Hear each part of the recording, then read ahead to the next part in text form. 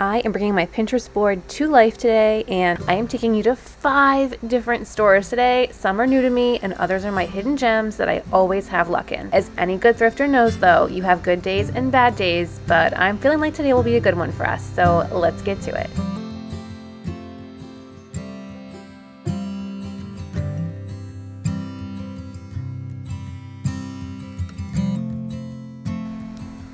I am going to be very specific with my shopping trip this year. I have a ton of fall decor already, but every year I do like to switch things up a little bit and just see what I can find. So I am going in with a shopping list. I've gone through my Pinterest board, which I have linked down below in case you want to look and see the exact pins that I'm using for inspiration. But on my list today are some possible brass pieces, ribbons, scrap fabrics, maybe dried florals, some terracotta pots or bowls, books with really unique bindings, whether that's linen or just really cool spines, small to medium scale artwork, interesting picture frames, baskets, possibly a wooden clock, and copper pots or molds. So I have a list of things I'm looking for, but as always in thrift stores, you never know what you're going to find, so I am keeping my eyes peeled for anything that looks cute and cozy and possibly cottage-like, which is kind of my theme again this year.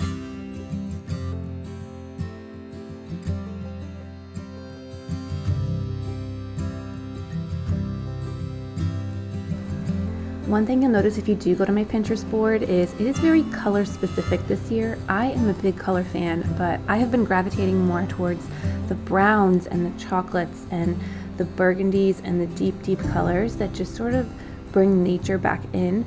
I have a lot of colorful pieces. I used to be a big fan of the oranges, but this year I'm just feeling like chocolate dark browns is something I think I want to incorporate more in my style. So you'll see some of the things I pick out kind of fall in line with that. And if there are things like this that have a ton of color, I step away from them this year.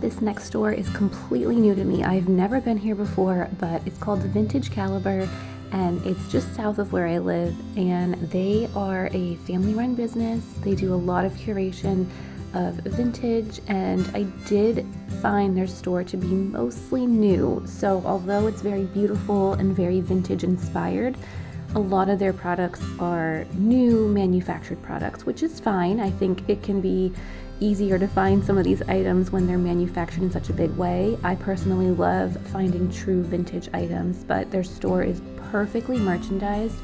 So I wanted to share some of these pieces with you because it's still very inspiring, even if it's using new materials and new products. I did purchase one thing while I was here because I just couldn't resist. It was actually this horse print here, and I just loved it. I have never found a print like that thrifting, and I also like supporting small businesses. So I will show you throughout the store a little bit more, but just know if you come here, it's really not vintage. It's vintage inspired.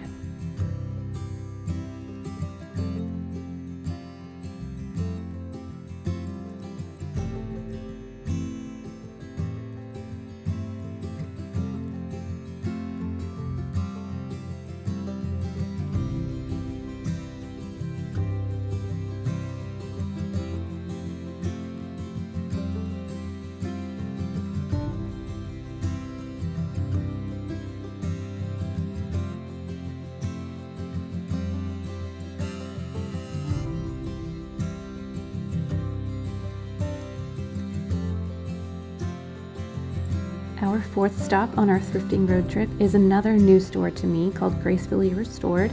I had heard they had a bit of vintage mixed with some restoration pieces, so I was just curious to check it out. This is another store that does mix in new products with old, so you sort of have to poke around and see, but I did find a gem here, so I will show you later at the video what I found because it's absolutely beautiful. I do love the way they incorporate books in their store. This one happened to be for sale. All the other ones were not for sale, which is a huge pet peeve of mine. I understand, but when I'm shopping, I feel like everything should be for sale. It's quite frustrating going to some of these stores. Everything I like has a not for sale sign on it. But even with that, it's still very inspiring. So I took quite a few photos and videos that I just love. I love the way they incorporate the books and all of their decor, so it was still a very inspirational trip.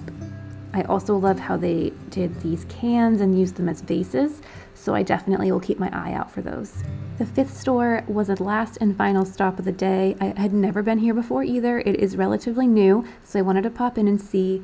I did not have much luck here, but it was also very crowded, so I didn't have a good opportunity to take a lot of video. It is worth a visit though if you're in the area, and I will leave the information down below for you.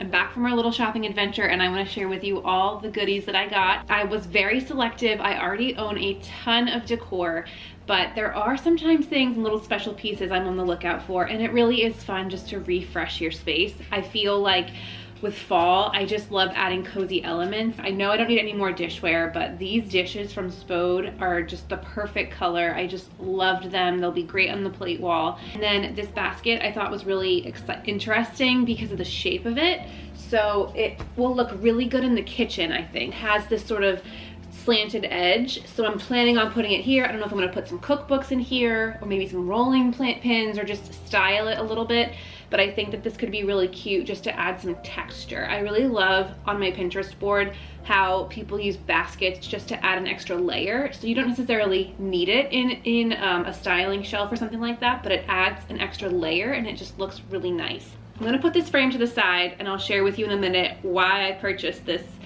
boring little frame, but for right now I want to share with you some of the books that I got. I got 3 books, and I was looking for more because Savers has that great deal where you buy 4 you get the 5th free, but I didn't want to be wasteful and I couldn't find anything I loved, so I stuck with the 3 that I loved. The first one is a book of Seasons poems by Robert Frost, which I love.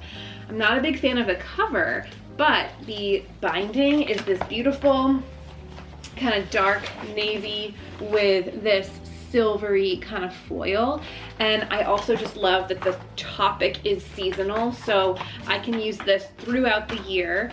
I will show you some stuff. Oh, it has a little sticker with someone's name in there. I always think that's so sweet when you find an inscription or something. But this book is great because it has all the poems obviously, but they are seasons, so I will be able to use this book for every single season of the year. And being from New England, we definitely experience all of these, just like Robert Frost did. So I'm excited to sort of have this and actually read through. I can't say I'm a big poetry person, but I think that these poems might actually be really exciting and interesting to read through. So I'm looking forward to reading more. And oh, it looks like there's actually like great images, just some fall images in here, just really capturing the landscape of the seasons and New England. And yeah, so I'm just looking forward to reading through it. Oh, and look at this. Oh, stunning. Absolutely stunning. So this was $2.99. Can't beat that. And I think it'll be great because it's actually a book that I want to read, not just for styling purposes. Now, the other two books I purchased are both books on Impressionist art. I love Impressionist artwork. I actually studied abroad in Paris for 6 months, and I remember going to all the museums and the different areas in the city and just learning about art, and somehow the Impressionist artist just jumped out to me. I went to Monet's house with my mom and dad when they came to visit, so I've just had this love for Impressionism, and these books were $5 each, and they're true art books. They've definitely worn, but I'm struggling here because my original thought was to use these and cut them out for artwork, but I've actually never destroyed a book before, and so now I'm feeling a little nervous to destroy a book, especially one that's so beautiful with so many images. So I don't know what to do. TBD on cutting these up. Leave comments down below. Let me know what your thoughts are on using books like this in decor and cutting them for projects. I know a lot of people do it. I've never done it before, but yeah. And then the only few things I got at the other two stores I went to that were a little bit more newer than vintage, I did find these vintage dishes, and it's so funny, the story behind this. So before I went to this store, I was scrolling on TikTok and I found a jewelry designer who does a lot of markets. I do markets for my businesses. I don't sell jewelry, but she said these dishes single-handedly draw people into her booth, onto her table, and she sells more jewelry because of them. And I walked into the store and there was a set of 3. I just felt like it was fate. So I do not sell jewelry, but I sell lip balms, and I think these will be really pretty to have little lip balms or lip scrubs for my holiday market that I have coming up. So I definitely have a use for them. They were a little bit expensive. They were $12 a piece, so $36 for the set. Not thrifty at all, but I just thought, that's a little strange that I saw that on TikTok this morning, and it's vintage, so how strange is that? Something super rare. So I thought it was fate, so I purchased them. And then the last thing, I just bought one thing at that other store called the Vintage Caliber, which really, this isn't vintage, but it does look vintage, and I just loved the frame and the artwork and the colors, and I just felt like I don't have anything equestrian, and I do feel like equestrian has that fall tone to it. I will leave the information for this down below. The company is called Petal Lane Home, and there's a website and an Instagram handle on here, and it was $19, so not thrifty at all. But I also was there and I wanted to support a small business, and yeah, I definitely think I'm overpaid for it, but I did have a coupon for savers, so that's how I justified it. But it's just a piece of artwork. It's not old. I can't tell where it's from. But it has on the back, it doesn't have any like emblems or anything of where it's from, but it does have like those cardboard things here, so I feel like that's more of a newer thing. But what I loved about it is that the frame is stunning. I also loved that it has the texture of an oil painting. I really, really love the texture that oil paintings give off, which is again a kind of similar reason as to why I purchased this. I purchased this before I found this, but I think they look great together, so I found this as well. But everything I purchased from Savers today was $40, and then probably about 50-ish here. So I stayed to my $100 budget, but I do have a lot of other fall decor coming up. So I'm going to share with you in another video actually styling my space. Every year I do something different. I try to never do the same thing twice and challenge myself. And this year I want to incorporate a lot of dried florals that I've used before. I'm going to dry some stuff from my garden, and I really want to have that natural element in my home and mix sort of the cottage style with a little bit more of the dark moody style. I am still light and bright as a person. I like color, so I'm not going to be doing a ton of neutrals, but I'm just excited. So the next video I will show you how I style these new pieces, as well as some of my favorite fall finds from previous years. And I will see you in the next video. I hope you enjoyed this one. I will see you in the next one. Bye.